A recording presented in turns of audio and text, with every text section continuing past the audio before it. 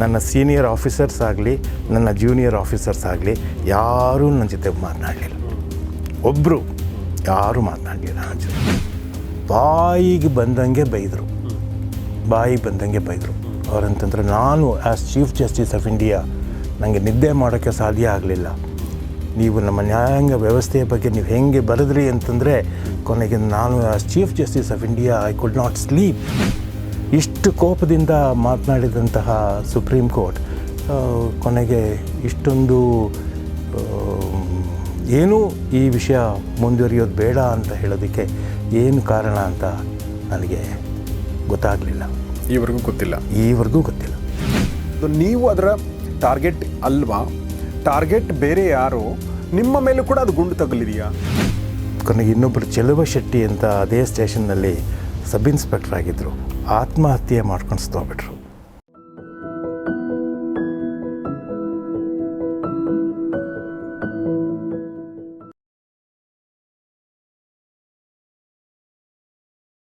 So ಈಗ sir next ಇದೆಲ್ಲವೂ ಆದಮೇಲೆ ಒಂದು ಕಮಿಟಿ ಬಂತು, ನೀವು ಟ್ರಾನ್ಸ್ಫರ್ ಆದ್ರಿ, ತನಿಖೆ ನಡೀತು. ಸೊ ಫೈನಲ್ ಏನಾಗುತ್ತೆ ಸರ್ ಇದಾದ ನಂತರ? ಸೊ ಇವರು ಮತ್ತೆ ಬೆಂಗಳೂರಿಗೆ ಜನವರಿ 4 ಮತ್ತು 5 ಬಂದರು. ಮಿಕ್ತವ್ರು ಬೇರೆ ಯಾರಿದ್ರು ಅವ್ರನ್ನೆಲ್ಲರೂ ಅವ್ರ ಹೇಳಿಕೆಗಳನ್ನ ಮಾಡಿಕೊಂಡ್ರು. ಮೈಸೂರಿನಲ್ಲಿ ಯಾರು ಹೇಳಿಕೆಗಳನ್ನ ಮಾಡ್ಕೊಳ್ಳೋಕ್ಕೆ ಸಾಧ್ಯ ಆಗಿರಲಿಲ್ಲ, ಇದುವರೆಗೂ ಮಾಡ್ಕೊಂಡಿರಲಿಲ್ಲ. ಉದಾಹರಣೆಗೆ ಮರಿಕಾಳೇಗೌಡ ಅಂಥವ್ರನ್ನೆಲ್ಲರೂ ಸ್ಟೇಟ್ಮೆಂಟ್ಗಳನ್ನು ಮಾಡಿಕೊಂಡು ಕೊನೆಗಿಂದ ಅವರು ಹೋದರು. ಅವರು ಒಂದು 20 ಪೆಟ್ಟಿಗೆಗಳಲ್ಲಿ ಇದಕ್ಕೆ ಸಂಬಂಧಪಟ್ಟಂಥ ದಾಖಲಾತಿಗಳನ್ನ ತೊಗೊಂಡು ಕೊನೆಗೆ ಡೆಲ್ಲಿಗೆ ಹೋದರು ಅಂತ. ನಿಮ್ಮ ಜೊತೆ ಅವ್ರು ಮಾತಾಡಿಲ್ವಾ? ನನ್ನ ಜೊತೆ ಮಾತನಾಡಿಲ್ಲ. ನನ್ನ ಜೊತೆ 14ನೇ ತಾರೀಕು ಮಾತ್ರ ಮಾತನಾಡಿದ್ರು ಮೈಸೂರಿನಲ್ಲಿ ಅಷ್ಟೇ. ಅದಾದಮೇಲಿಂದ ನನ್ನ ಜೊತೆ ಯಾರೂ ಏನೂ ಮಾತನಾಡಿಲ್ಲ. ನಾನು 17ನೇ ತಾರೀಕು ಬೆಳಿಗ್ಗೆ ನಮ್ಮ ಆಫೀಸಿಗೆ ಬಂದು ನಾನು ಚಾರ್ಜ್ ಹ್ಯಾಂಡ್ ಓವರ್ ಮಾಡಿ ನಾನು ಮೈಸೂರಿನಲ್ಲಿ ಇದ್ರೆ ತಾನೆ ಅಂತ ಹೇಳಿಬಿಟ್ಟು ನಾನು ನನ್ನ ಹೆಂಡತಿ ನನ್ನ ಮಗಳು ನಾವು ಊಟಿಗೆ ಹೊರಟೋದ್ವಿ. ಅಲ್ಲೊಂದು ವಾರ ಇದ್ದು ವಾಪಸ್ ಬಂದೆ. ಆಮೇಲಿಂದ ನನಗೆ ಮೈಸೂರಿನ ನಾಗರಿಕರು ನನಗೊಂದು ಫೇರ್ವೆಲ್ ಕೊಟ್ಟರು. ಅದು ಮುಗಿಸ್ಕೊಂಡು ನಾನು ಗಂಟು ಮೂಟೆ ತಗೊಂಡು ನಾನು ಬೆಂಗಳೂರಿಗೆ ಬಂದುಬಿಟ್ಟೆ ನಾನು. ಸೊ ನನಗೆ 100 ದಿನಗಳ ಕಾಲ ನನಗೆ ಪೋಸ್ಟಿಂಗ್ ಇರಲಿಲ್ಲ. ನಾನು ಟ್ರಾನ್ಸ್ಫರ್ ಮಾಡಿದಾಗ ನಮ್ಮಲ್ಲಿ ಇದು ಗಾಯದ ಮೇಲೆ ಬರೀ ಹೇಳಿದಾಗೆ ನನಗೆ ಬರೀ ಟ್ರಾನ್ಸ್ಫರೇ ಮಾಡಿದ್ರ ಜೊತೆಗೆ ನನಗೆ ಪೋಸ್ಟಿಂಗ್ ಕೊಟ್ಟಿರಲಿಲ್ಲ. ಅದಾದಮೇಲೆ ನನಗೆ ಒಂದು ಪೋಸ್ಟಿಂಗ್ ಬಂತು 100 ದಿನ ಆದಮೇಲಿಂದ. ಯಾಕಪ್ಪ ಅಂತಂದರೆ ಈ committee 2 February 2003 supreme court chief justice Khare ಅವರಿಗೆ ಒಂದು ವರದಿಯನ್ನು ಸಲ್ಲಿಸಿ ಅದರಲ್ಲಿ ಜಡ್ಜಸ್ ಆರ್ ಇನ್ನೋಸೆಂಟ್ ಅಂತ ಹೇಳಿಬಿಟ್ಟು ಒಂದು ರಿಪೋರ್ಟನ್ನು ಕೊಟ್ಟರು. ಅದಾದಮೇಲೆ ನನಗೆ ಯೂತ್ ಸರ್ವೀಸಸ್ಗೆ ನನಗೆ ಪೋಸ್ಟಿಂಗ್ ಆಯಿತು. ಅಲ್ಲಿವರೆಗೂ ನನಗೆ ಪೋಸ್ಟಿಂಗ್ ಕೊಟ್ಟಿರಲಿಲ್ಲ ನನಗೆ. ನೀವು ಮಾತಾಡಿದ್ರೆ ಆ ಟೈಮಲ್ಲಿ ನೀವು ಪೋಸ್ಟಿಂಗ್ ಸಲುವಾಗಿ ಯಾರ ಜೊತೆನೂ ಮಾತಾಡಲಿ. ನಾನು ಯಾರ ಹತ್ರ ಹೋಗಲಿ, ನನ್ನ ಈ 100 ದಿನದ ಅವಧಿನಲ್ಲಿ ನನ್ನ ಸೀನಿಯರ್ ಆಫೀಸರ್ಸ್ ಆಗಲಿ ನನ್ನ ಜೂನಿಯರ್ ಆಫೀಸರ್ಸ್ ಆಗಲಿ ಯಾರೂ ನನ್ನ ಜೊತೆ ಮಾತನಾಡಲಿಲ್ಲ. ಒಬ್ಬರು ಯಾರೂ ಮಾತನಾಡಲಿಲ್ಲ ನನ್ನ ಜೊತೆ. ಸರ್, ಈಗ ನೀವು ಕಮಿಟಿ ವರದಿ ಕೊಡ್ತು ಅಂತ ಹೇಳಿದ್ರಲ್ಲ, ದಟ್ ವಾಸ್ ಆನ್ ಯಾವ ಡೇಟು ಸರ್ ವರದಿ ಕೊಟ್ಟದ್ದು? ಮತ್ತು ಅವರ ದೋಷ 2/2/2003 ಈ supreme court chief justice of Bombay high court, chief justice of Kerala high court, senior judge of the Orissa high court, ಅವರು ಈ 3 ಜನರ ವರದಿ ಚೀಫ್ ಜಸ್ಟಿಸ್ ಆಫ್ ಇಂಡಿಯಾಗೆ ಕೊಟ್ಟರು. ಅದರಲ್ಲಿ ಅವ್ರು ಏನು ಹೇಳಿದ್ದಾರೆ ಅಂತ ನನಗೆ ಗೊತ್ತಿಲ್ಲ. ನ್ಯೂಸ್ ಪೇಪರ್ ನಿಮ್ಮ ಪತ್ರಿಕೆಗಳ ಪ್ರಕಾರ ಜಡ್ಜಸ್ ಆರ್ ಇನ್ನೋಸೆಂಟ್ ಅಂತ ಹೇಳಿ ಆ ರಿಪೋರ್ಟನ್ನು ಚೀಫ್ ಜಸ್ಟಿಸ್ಗೆ ಕೊಟ್ಟಿದ್ದಾರೆ. ಜಸ್ಟಿಸ್ ಖಾರೆ ಅವ್ರಿಗೆ ಕೊಟ್ಟಿದ್ದಾರೆ ಅಂತ ಆಯಿತು. ಇದಾದ ಮೇಲೇ ನನಗೆ ಪೋಸ್ಟಿಂಗ್ಸ್ನ ಕೊಟ್ಟಿದ್ದು. ಮತ್ತು ಇನ್ನೊಂದು 4 ಡಿಸೆಂಬರ್ಗೆ ನಮ್ಮ ಕರ್ನಾಟಕ ಹೈಕೋರ್ಟ್ನಲ್ಲಿ ಅವರು ಪತ್ರಿಕೆಗಳ ವಿರುದ್ಧ ಅವರೊಂದು ಕ್ರಿಮಿನಲ್ ಕಂಟೆಂಪ್ಟ್ ಆಫ್ ಕೋರ್ಟ್ ಕೇಸನ್ನು ದಾಖಲು ಮಾಡಿಕೊಂಡ್ರು. ಈ ಕೇಸಿಗೆ ಸಂಬಂಧಪಟ್ಟ ಹಾಗೆ ನೀವು ಹೇಗೆ ಬರಿತಾ ಇದ್ದೀರಿ ಅಂತಂದರೆ, ಇದರಲ್ಲಿ ಸಾರ್ವಜನಿಕರಿಗೆ ನ್ಯಾಯಾಲಯದ ವ್ಯವಸ್ಥೆ ಬಗ್ಗೆ ಮೂಲಭೂತವಾದಂತಹ ಅನುಮಾನ ಬರೋ ರೀತಿಯಲ್ಲಿ, ನ್ಯಾಯಾಲಯಕ್ಕೆ ಯಾವುದೇ ರೀತಿಯಂಥ ಗೌರವ ಬರದೇ ಇರೋ ರೀತಿಯಲ್ಲಿ ನೀವು ಬರಿತಾ ಇದ್ದೀರಿ ಅಂತ ಹೇಳಿ ತಿಳ್ಕೊಂಡು ಇವರು 4ನೇ ತಾರೀಕು 4 ಡಿಸೆಂಬರ್ಗೆ ನಮ್ಮ ಒಂದು ಡಿವಿಷನ್ ಬೆಂಚ್ 3 ಜನ ಹೈಕೋರ್ಟ್ ಜಡ್ಜಸ್ ಇದ್ದಂಥ ಒಂದು ಡಿವಿಷನ್ ಬೆಂಚ್ ಅದನ್ನು ಈ ಕ್ರಿಮಿನಲ್ ಕಂಟೆಂಪ್ಟ್ ಆಫ್ ಕೋರ್ಟ್ ಕೇಸ್ನ ರಿಜಿಸ್ಟರ್ ಮಾಡಿಕೊಂಡ್ರು. ಮಾಡಿಕೊಂಡು ಅದನ್ನು ಅವರು 17/3/2003 ತಮ್ಮ ಒಂದು ಆರ್ಡರ್ನ ಕೊಟ್ಟರು. ಅದರಲ್ಲಿ 11 ಪತ್ರಿಕೆಗಳು ಮತ್ತು ಒಂದು 2-3 ಪೀರಿಯಾಡಿಕಲ್ಸ್ಗೆ ಈ ಚಾರ್ಜಸ್ ಪ್ರೂವ್ ಆಗಿದೆ ಅಂತ ಹೇಳಿಬಿಟ್ಟು ನಾವು ನಿಮ್ಮ ಮೇಲೆ ಇಂಡಿವಿಜುವಲಿ ನಾವು ನಿಮ್ಮೆಲ್ಲಿಂದ ಚಾರ್ಜಸ್ ಫ್ರೇಮ್ ಮಾಡ್ತೀವಿ ಅನ್ನುವ ಮಾತನ್ನು ನಮ್ಮ division bench of Karnataka high court 17/3/2003 ಹೇಳ್ತು. ಹೇಳಿಬಿಟ್ಟು ಈ 11 ಜನರಿಗೆ 11 ಪತ್ರಿಕೆಗಳು ಮತ್ತು ಪೀರಿಯಾಡಿಕಲ್ಸ್ ಅವರಿಗೆ ನಿಮಗೆ 2 ವಾರ ಟೈಮ್ ಕೊಡ್ತೀವಿ, ಅಷ್ಟರೊಳಗಡೆ ನೀವು ನಿಮ್ಮ ಲಿಸ್ಟ್ ಆಫ್ ವಿಟ್ನೆಸಸ್ ಯಾರಿದ್ದಾರೆ ಅವರನ್ನು ನಮ್ಮ ಕೋರ್ಟ್ಗೆ ಸಲ್ಲಿಸಿ ಅಂತ ಹೇಳಿದರು. ಆದರೆ ನಮ್ಮ ಕರ್ನಾಟಕ ಹೈಕೋರ್ಟ್ ಮುಂದೆ 2 ವಾರದ ಒಳಗಡೆ ನಮ್ಮ ಮೀಡಿಯಾ ಮಿತ್ರರಿಂದ ಯಾವುದೇ ರೀತಿಯಾದಂತಹ ಮಾಹಿತಿ ಈ ಡಿವಿಷನ್ ಬೆಂಚ್ ಮುಂದೆ ಬರಲಿಲ್ಲ. ಅದ್ರ ಬದಲು ಅವರು ಸುಪ್ರೀಂ ಕೋರ್ಟ್ಗೆ ಅವರು ಸ್ಪೆಷಲ್ ಲೀವ್ ಪೆಟಿಷನ್ಸ್ನ ಹಾಕಿ ಅಲ್ಲಿಗೆ ಅಪೀಲ್ ಹೋದರು. ಆ ಅಪೀಲ್ನ 28/3 ಚೀಫ್ ಜಸ್ಟಿಸ್ ಖಾರೆ ತಗೊಂಡಾದ್ಮೇಲಿಂದ ಅವರು ಕೆಲವು ಇಶ್ಯೂಗಳನ್ನ ಫ್ರೇಮ್ ಮಾಡಿಕೊಂಡ್ರು ನಮ್ಮ ಕರ್ನಾಟಕ ಹೈಕೋರ್ಟ್. ಅದರಲ್ಲಿ 11 ಪಬ್ಲಿಕೇಶನ್ಸ್ ಹೆಲ್ಡ್ ಗಿಲ್ಟಿ ಅಂತ ಮಾಡಿಕೊಂಡ್ರು. ಅವರು 6 ಇಶ್ಯೂಗಳನ್ನ ರೇಸ್ ಮಾಡಿದರು. ನಮ್ಮ ಕರ್ನಾಟಕ ಹೈಕೋರ್ಟ್ ತಗೊಂಡಂತಹ 6 ಇಶ್ಯೂಗಳು ಯಾವುದು ಅಂತ ನನ್ನ ಪುಸ್ತಕದಲ್ಲಿ ಪೇಜ್ ನಂಬರ್ 251 ಇದೆ. ಅದರಲ್ಲಿ ಸುಮ್ಮನೆ ಒಂದು ಉದಾಹರಣೆಗಳು ಕೊಡಬೇಕು ಅಂತಂದರೆ, ಕೊನೆಗೆ ನಮ್ಮದ ಹತ್ರ ಈ ಆರ್ಟಿಕಲ್ 19 ಪ್ರಕಾರ ಒಂದು fundamental right freedom of expression and speech ಅಂತ ಇದೆಯಲ್ಲ, ಅದನ್ನು ಹೇಳ್ತಾರೆ. ಅದರಲ್ಲಿ ಆರ್ಟಿಕಲ್ ನಂಬರ್ 19ನಲ್ಲಿ ನೀವು ಪ್ರಾವಿಸೋ 2 ನೋಡ್ತು ಅಂತಂದರೆ ಅದರಲ್ಲಿ there are what are called reasonable restrictions ಅಂತ ಇದೆ. ಹೌದು, ನಿಮ್ಗೆಲ್ರಿಗೂ freedom of speech and expression ಇದೆ, ಆದರೆ ಇದು ಕೆಲವು ನಿಬಂಧನೆಗಳಿಗೆ ಒಳಪಟ್ಟಿದೆ ಅಂತ ಅವರು ಹೇಳ್ತಾರೆ. ಸೊ ಅದಕ್ಕೋಸ್ಕರ ಈ ಫ್ರೀಡಮ್ ಆಫ್ ಎಕ್ಸ್ಪ್ರೆಷನ್ ಬರೀ 19(1) ಮಾತ್ರ ಅಲ್ಲ, 19(2) ಇದೆ ಅನ್ನೋದು ಜನಗಳ ಮನಸ್ಸಿನಲ್ಲಿ ಇರಬೇಕು ಅಂತ ಒಂದು. ಮತ್ತು ಹೈಕೋರ್ಟ್ ಇನ್ನೊಂದು ಇಶ್ಯೂ ರೈಸ್ ಮಾಡಿದೆ ಅಂತಂದರೆ, ನಿಮಗೆ you have every right to spread information. Do you have right to spread misinformation ಅನ್ನುವ ಪ್ರಶ್ನೆಯನ್ನು ನಮ್ಮ ಹೈಕೋರ್ಟ್ ತಗೊಂಡಿದೆ. ಇಂಥ ವಿಷಯಗಳನ್ನೇ ಸುಪ್ರೀಂ ಕೋರ್ಟ್ ಬೇರೆ ತೊಗೊಂಡ್ಬಿಟ್ಟು ಕೊನೆಗಿಂದ ಈ ವಿಷಯದಲ್ಲಿ ನಾನೇ as chief justice of India ನಾನೇ ಇದಕ್ಕೆ ಒಂದು ಡಿಬೇಟ್ಗೆ ನಾನು ವ್ಯವಸ್ಥೆ ಮಾಡಿಕೊಡ್ತೀನಿ ಅಂತ ಜಸ್ಟಿಸ್ ಖಾರೆ ಹೇಳಿದರು. ಅದು ಆಗಲಿಲ್ಲ. ಅದು ಸೊ 28ನೇ ತಾರೀಕು 28/2 ಫ್ರಂಟ್ ಲೈನ್ನಲ್ಲಿ ಪಾರ್ವತಿ ಮೆನನ್ ಅನ್ನೋರು ಒಂದು ಆರ್ಟಿಕಲ್ ಬರೆದರು. ಅದರಲ್ಲಿ ಅವರು the scandal that was not ಅಂತೆಲ್ಲನೂ ಹೇಳಿಬಿಟ್ಟು ಅವರು ಕೆಲವು ಇಶ್ಯೂಗಳನ್ನ ರೇಸ್ ಮಾಡಿದರು. ಈ ಪತ್ರಿಕೋದ್ಯಮದಲ್ಲೇ ಒಂದು ಇಂಟ್ರಾಸ್ಪೆಕ್ಷನ್ಗೆ ಇದು ಸಮಯ ಆಗಿದೆ. ನಾವು ನಡ್ಕೊಂಡಂತಹ ರೀತಿ ಸರಿನಾ ಅನ್ನೋದನ್ನು ನಾವೇನೇ ಯೋಚನೆ ಮಾಡಬೇಕಾಗಿದೆ. ಇದುವರೆಗೂ ಯಾರೂ ಸಹ ಈ ರೀತಿಯಾದಂಥ ಘಟನೆ ನಡೆಯೋದಕ್ಕೆ ಏನು ಕಾರಣ, ಯಾರು ಕಾರಣ ಅಂತ ಯಾರೂ ಹೇಳಿಲ್ಲ. ಮತ್ತು ಇದು ತುಂಬ ಮುಖ್ಯವಾದಂತಹ ವಿಷಯ ಇದು ಅಂತೆಲ್ಲನೂ ಹೇಳಿ ಪಾರ್ವತಿ ಮೆನನ್ ಕೆಲವು ಇಶ್ಯೂಗಳನ್ನ ರೇಸ್ ಮಾಡಿದ್ದಾರೆ. ಅವನ್ನು ಸಹ ನಾನು ನನ್ನ ಪುಸ್ತಕದಲ್ಲಿ ನಾನು ಹೇಳಿದ್ದೀನಿ. ನಾನು sir, before you go to the next ಇದು ಸರ್, ಒಂದು ಏನಂದರೆ, ಈಗ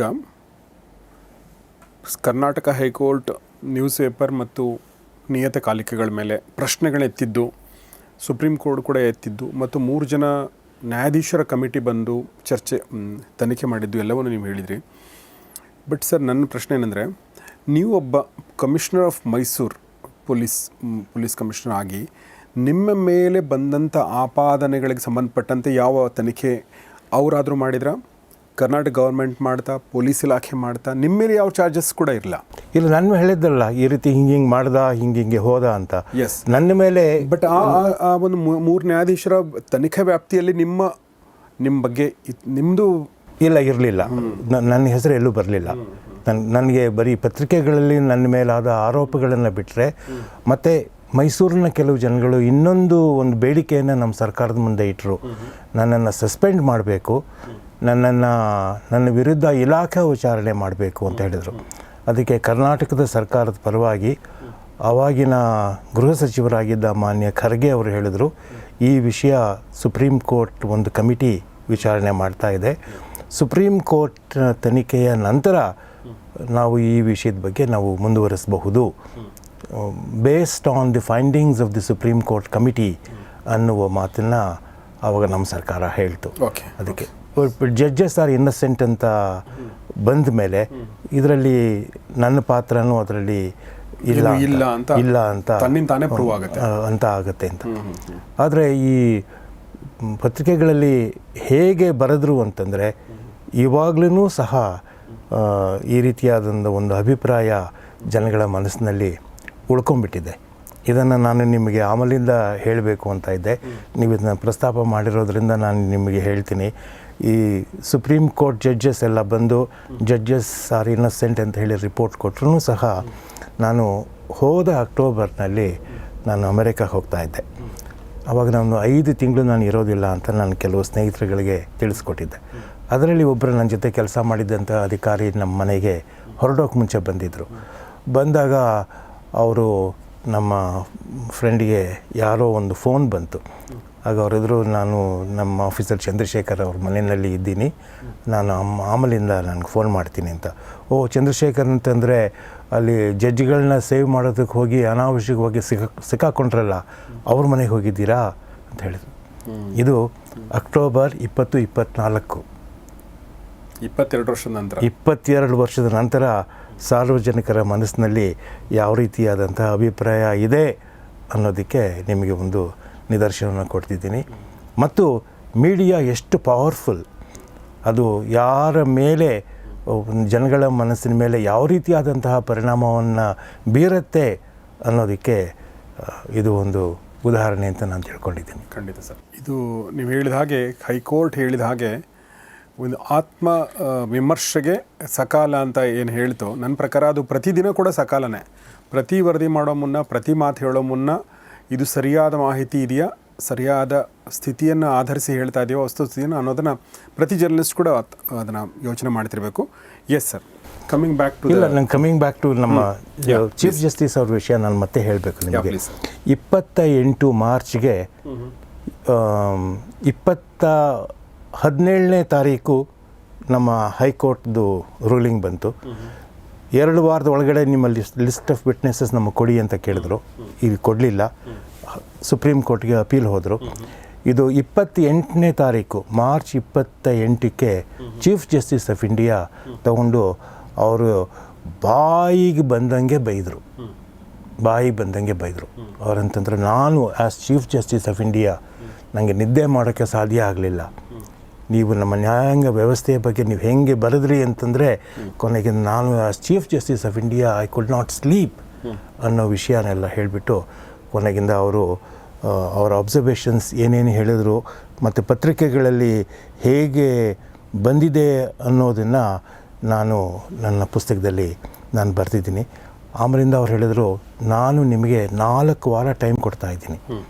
4 ವಾರದಲ್ಲಿ ನೀವು ಯಾವ ಆಧಾರದ ಮೇಲಿಂದ ನೀವು ಈ ರೀತಿಯಾದಂಥ ಕಥೆಗಳನ್ನ ಬರೆದ್ರಿ ಅನ್ನೋದನ್ನು ನೀವು ನನಗೆ ಒಪ್ಪಿಸಿದ್ರೆ ನಾನು ನಿಮಗೆ ರಿವಾರ್ಡ್ ಮಾಡ್ತೀನಿ ಮತ್ತು ನನ್ನ ಸಂಬಂಧಪಟ್ಟವ್ರ ವಿರುದ್ಧ ನಾನು ಸೂಕ್ತವಾದಂತಹ ಕ್ರಮ ಕೈಗೊಳ್ತೀನಿ.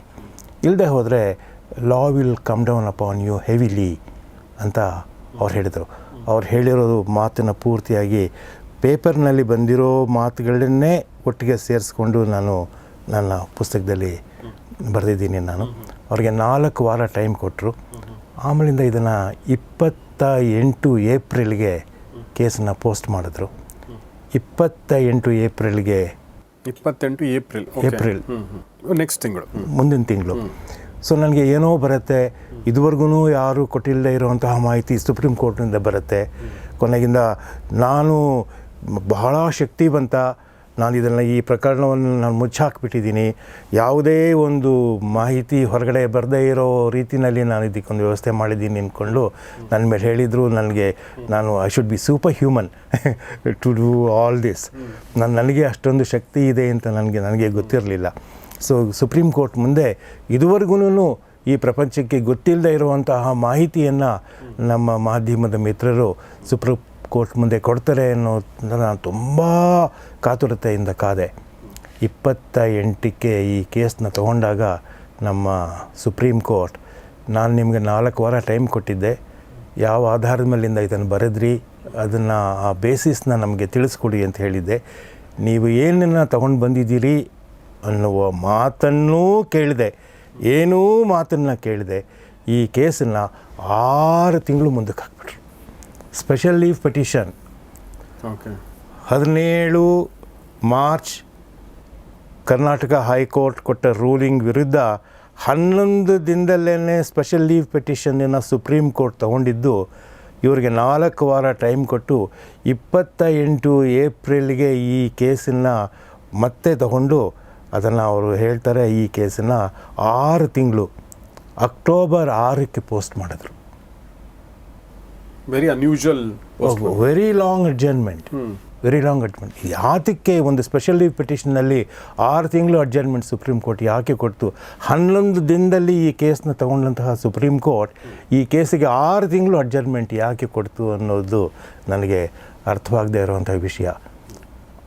6 ಅಕ್ಟೋಬರ್ಗೆ ಇದನ್ನು ಈ ಕೇಸನ್ನ ಮತ್ತೆ ತಗೊಂಡು ಅವಾಗ ಸುಪ್ರೀಂ ಕೋರ್ಟ್ ಈ ಕೇಸನ್ನು ನಾವು ಇಷ್ಟಕ್ಕೆ ನಿಲ್ಲಿಸ್ಬಿಟ್ರೆ ಮುಂದುವರಿಯೋದು ಬೇಡ ಅಂತ ಹೇಳಿಬಿಟ್ಟು ಅದಕ್ಕೆ ಕ್ವಾಯಟಸ್ ಅಂತ ಹೇಳ್ತಾರೆ, QUIETUS, we will give quietus to this case ಅಂತ ಹೇಳಿದ್ರು.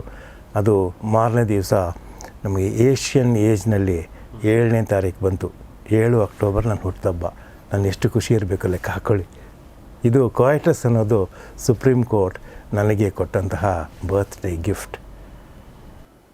But you are not happy about that.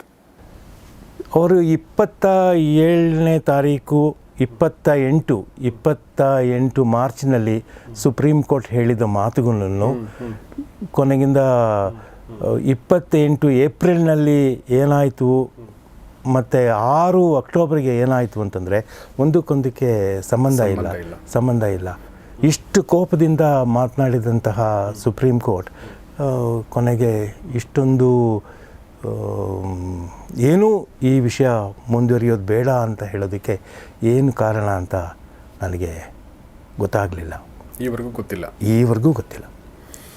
ಮೈಸೂರಿನ ಪತ್ರಿಕಾ ವರದಿಗಳು, ಮಾಧ್ಯಮದವರು ಬರೆದದ್ದು ಒಂದು ಹಗರಣ, ಮತ್ತು ಹಗರಣದಲ್ಲಿ ಅವರು ಇನ್ವಾಲ್ವ್ ಆಗಿದ್ದರು ಅಥವಾ ಈ ಒಂದು ಘಟನೆಯಲ್ಲಿ ಇನ್ವಾಲ್ವ್ ಆಗಿದ್ದರು, ವಿಚ್ ಇಸ್ ಅಂದರೆ ಅವರ ಒಂದು ಘನತೆಗೆ ತಕ್ಕುದಲ್ಲದ ಒಂದು ವರ್ತನೆಯನ್ನು ಪ್ರದರ್ಶಿಸಿದರು.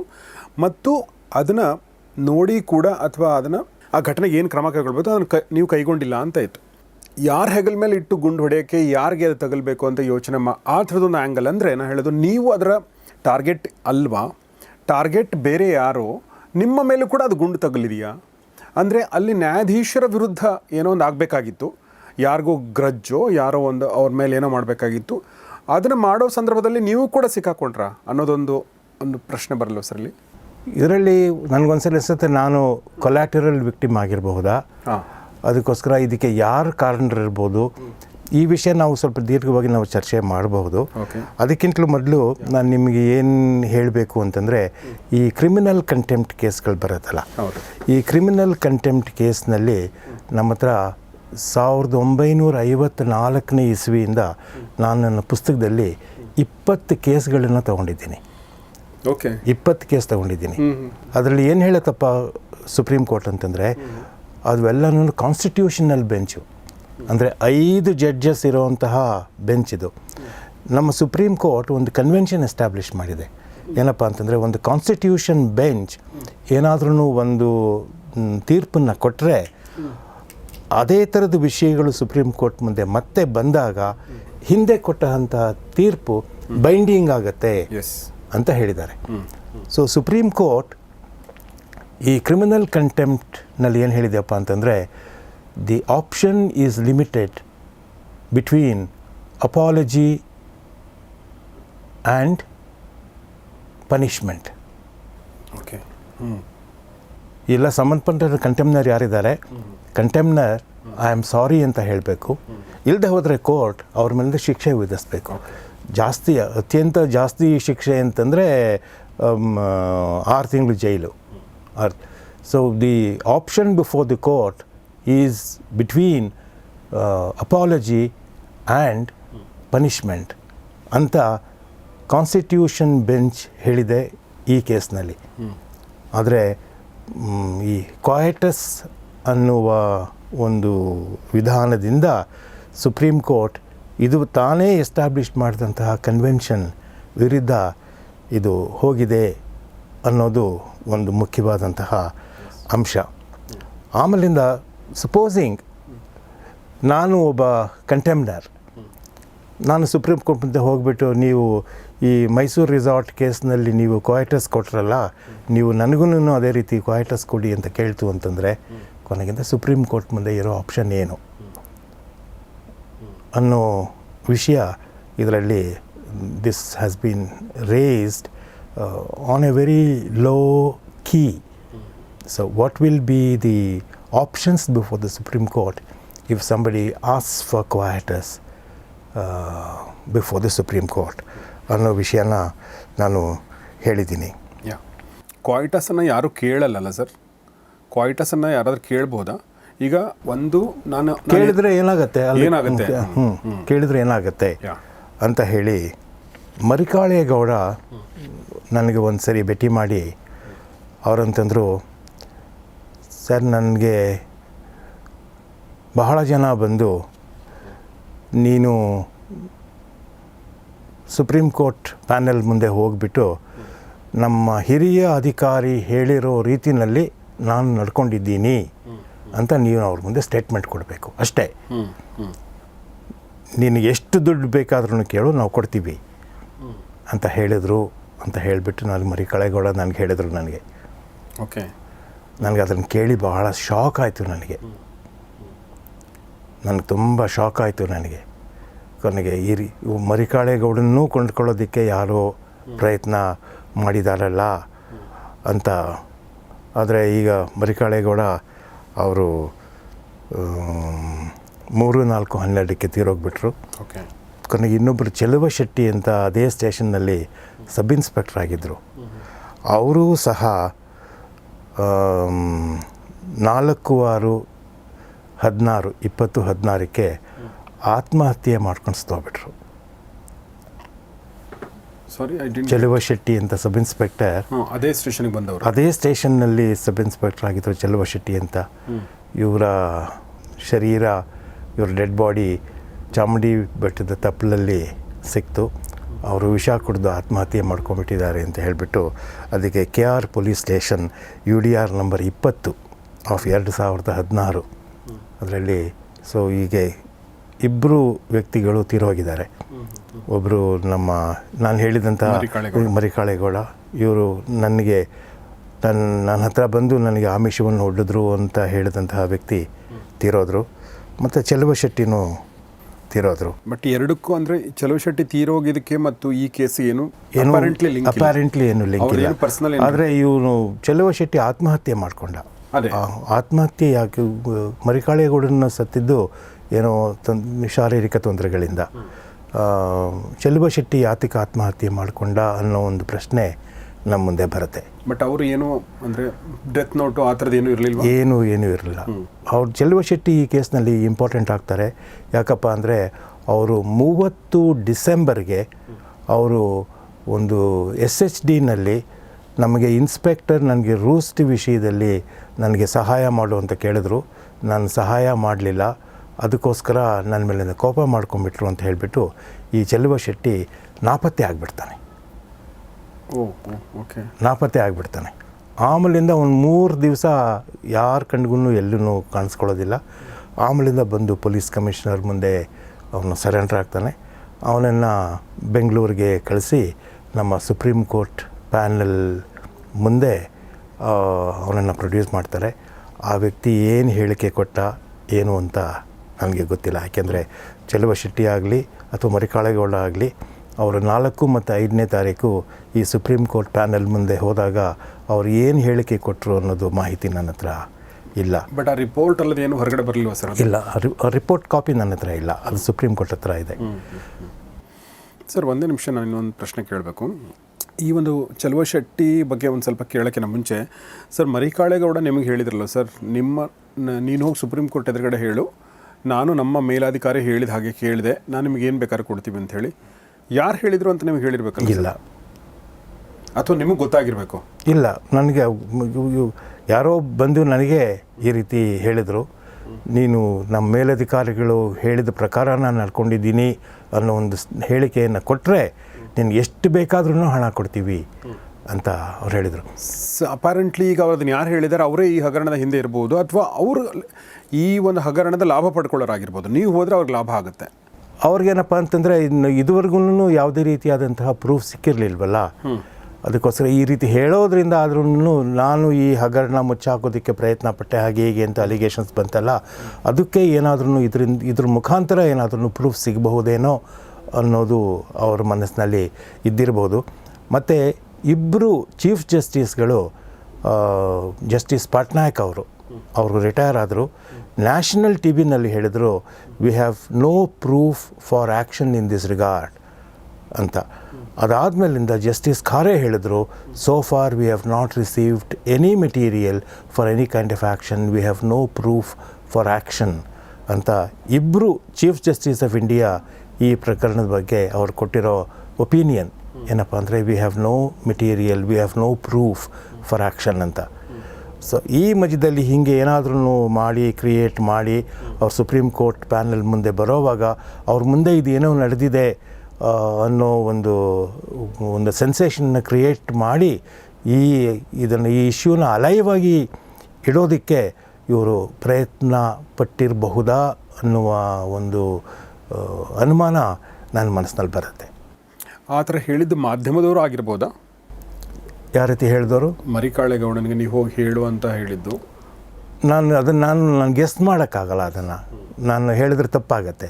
ಅದಕ್ಕೆ ಡೆಫಿನೆಟ್ಲಿ ಅದು ಯಾರೋ ಇಂಟ್ರೆಸ್ಟೆಡ್ ಪಾರ್ಟಿ. ಮರಿಕಾಳೇಗೌಡನಿಗೆ ಈಗ ಇದು ಸತ್ಯಾಂಶನ ತಿಳ್ಕೊಳ್ಳೋದಕ್ಕೆ ಇವತ್ತು ಮರಿಕಾಳೇಗೌಡನೂ ಇಲ್ಲ, ಮತ್ತು SHTನಲ್ಲಿ ಈ ವಿಷಯ ಬರೆದು ನಾಪತ್ತೆ ಆದಂತಹ ಚೆಲುವ ಶೆಟ್ಟಿನೂ ಇಲ್ಲ, ಅವನು ಆತ್ಮಹತ್ಯೆ ಮಾಡ್ಕೊಂಡ್ಬಿಟ್ಟ. ಸರಿ, SST ಅಂದ್ರೆ ಏನು ಸರ್? ಸ್ಟೇಷನ್ ಹೌಸ್ ಡೈರಿ ಅಂತ. Station house dairy. Station house dairy ಅಂತಂದರೆ ನಾವು ಏನೇನಾಗುತ್ತೆ ಅಂತ ನಾವು ಬರ್ಕೊಂಡು ಪ್ರತಿದಿನ ಏನಾಗುತ್ತೆ ಪ್ರತಿ ನಿಮಿಷಕ್ಕೂ ಈಗ ಒಂದು ಹೊಸ ಕೇಸ್ ಬರುತ್ತೆ, ಇನ್ನೇನೋ ಆಗುತ್ತೆ. ಒಬ್ಬ ಇನ್ಸ್ಪೆಕ್ಟರ್ SHO ಅವನು ಸ್ಟೇಷನ್ನ ಬಿಟ್ಟಿರಲು ಹೊರಗಡೆ ಹೋಗ್ತಾನೆ, ಅವನು ರೌಂಡ್ಸ್ ಹೋಗ್ತಾನೆ. ಸೊ ನಾನು ಹೊರಗಡೆ ಹೋಗ್ತಾ ಇದ್ದೀನಿ, ಅಥವಾ ನಾನು ಇಂಥ ಕೇಸ್ನಲ್ಲಿ ಇನ್ವೆಸ್ಟಿಗೇಷನ್ಗೆ ನಾನು ಹೋಗ್ತಾ ಇದ್ದೀನಿ, ಮತ್ತು ನಾನು ಇಲ್ಲದೆ ಇರೋ ಸಮಯದಲ್ಲಿ ಇಂಥವರು ಇನ್ಚಾರ್ಜ್ ಇರ್ತಾರೆ ಅಂತ ಹೇಳಿಬಿಟ್ಟು ಅವರು ಬರ್ಕೊಂಡು ಹೋಗ್ತಾರೆ. ಸೊ ಈ ಸ್ಟೇಷನ್ ಹೌಸ್ ಡೈರಿನಲ್ಲಿ ಚೆಲುವ ಶೆಟ್ಟಿ ಏನು ಬರೆದಿದ್ರು ಸರ್? ಈ ರೂಸ್ಟ್ ಹಗರಣದಲ್ಲಿ ನಮ್ಮ ಇನ್ಸ್ಪೆಕ್ಟರ್ ನನ್ನ ಮರಿಕಾಳೇಗೌಡರು ನನ್ನ ಸಹಕಾರವನ್ನು ಕೋರಿದರು. ನಾನು ಕೊಡದೇ ಇರೋದರಿಂದ ನನ್ನ ಮೇಲೆ ಅವರು ಕೆಟ್ಟದಾಗಿ ನಡ್ಕೊತಾ ಇದ್ದಾರೆ ಅಂತ ಬರೆದಿದ್ದಾರೆ ಅಂತ ಹೇಳಿಬಿಟ್ಟು ಅವ್ರು ನಾಪತ್ತೆ ಆಗಿಬಿಡ್ತಾರೆ. ಮತ್ತು ಇದು ಯಾರ ಗಮನಕ್ಕೂ ಬರಲ್ಲ. ಇದು 2ನೇ ತಾರೀಕು ನ್ಯೂಸ್ ಪೇಪರ್ಗಳಲ್ಲಿ ಬರೋವರೆಗೂ ಸಹ 30ನೇ ತಾರೀಕು ಬರೆದಿದ್ದು ಮರಿಕಾಳೇಗೌಡನ ಗಮನಕ್ಕೂ ಇಲ್ಲ, ACP ಗಮನಕ್ಕೂ ಇಲ್ಲ, DCP ಗಮನಕ್ಕೂ ಇಲ್ಲ, ಪೊಲೀಸ್ ಕಮಿಷನರ್ ಗಮನಕ್ಕೂ ಇಲ್ಲ. ಇಂಥ ಒಂದು ವಿಷಯ ಸಾಮಾನ್ಯವಾಗಿ ಅವ್ರ ಗಮನಕ್ಕೆ ಬರಲೇಬೇಕು. ಮತ್ತು ಇದ್ರದ್ದೆಲ್ಲ ಈ ಜೆರಾಕ್ಸ್ ಕಾಪಿಗಳು they were available with so many people.